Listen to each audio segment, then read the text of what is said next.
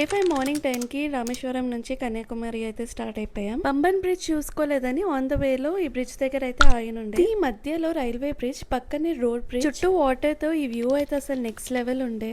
Bridge మీద travel చేస్తుంటే అసలు ఎక్స్పీరియన్స్ డిఫరెంట్ గా ఉంటుంది. ఇక్కడ సన్సెట్ కూడా చాలా బ్యూటిఫుల్ గా ఉంటుందంట. సో ఎవరైనా వస్తే అయితే మిస్ అవ్వకండి. ఇంకా అక్కడ నుంచి స్టార్ట్ అయ్యి లంచ్ చేసుకుని కన్యాకుమారి వెళ్ళే వరకు ఈవినింగ్ 5 PM అయితే అయ్యింది.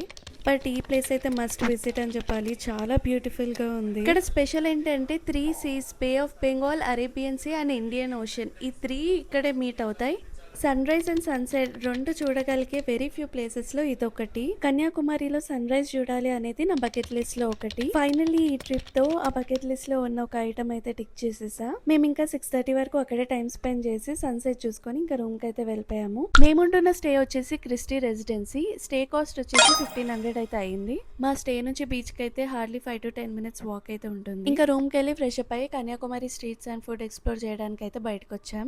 ఇంకా ఆల్మోస్ట్ 10 వరకు అక్కడే ఉండి డిన్నర్ చేసేసి రూమ్ కి అయితే వచ్చేసి బేసిక్స్ మేము కన్యాకుమారి నుంచి మధురై వెళ్ళి అక్కడ నుంచి కొడైకెనాల్ అయితే వెళ్ళాము. సో మేము ఏమేం ప్లేసెస్ ఎక్స్ప్లోర్ చేసామో చూడాలనుకుంటే వాచ్ ఆ నెక్స్ట్ వీడియో. Okay, bye.